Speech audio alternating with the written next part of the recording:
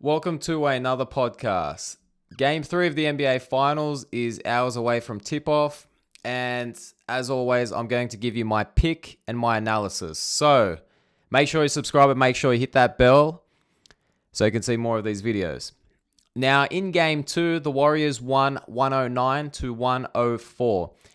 And this is thanks to the Raptors screwing up the third quarter.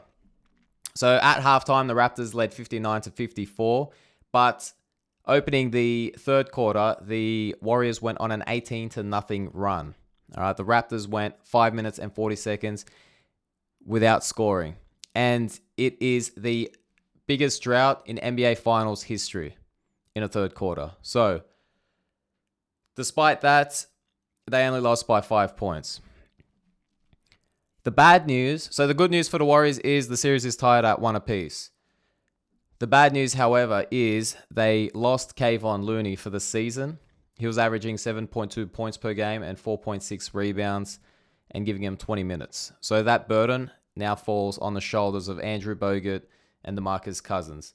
And these guys, they can barely play 25 minutes. Also, Klay Thompson suffered a hamstring injury, and Klay Thompson had 25 points in that game, a game high for the Warriors. Thompson left halfway through the fourth quarter. His status is questionable for Game 3. He wants to play. Kerr doesn't know what to do. It all depends on the medical staff. Remember, he is on his final year of his contract, so nor he nor his agent, his manager, want him to suffer, to re-aggravate that injury. And so if he does get the start, he will definitely be on a minutes restriction. He might not even get the start. So the pick here is Raptors plus 4.5. And it's based on this essentially. So the fact that Kevon Looney's out, Kevin Durant is definitely out, and Klay Thompson is questionable for Game 3.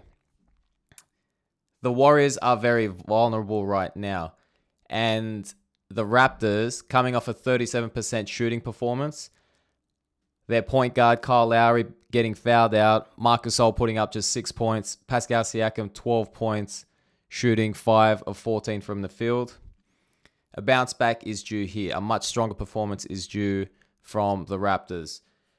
And remember, it looks like Kawhi Leonard is starting to come to life. He had 34 points and 14 rebounds in Game 2. He only scored 23 in the Game 1 win. And he has vengeance. Remember, Game 1, Western Conference Finals, 2017.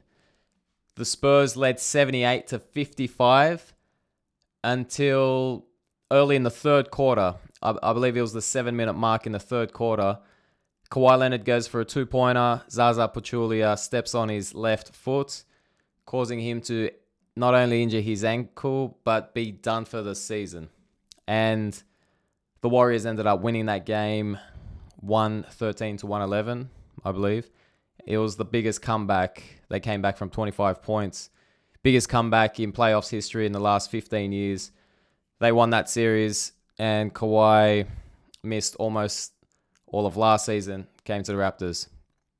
So Kawhi naturally has vengeance on his mind. I believe he has been waiting for this moment. I believe he's going to explode in Game 3.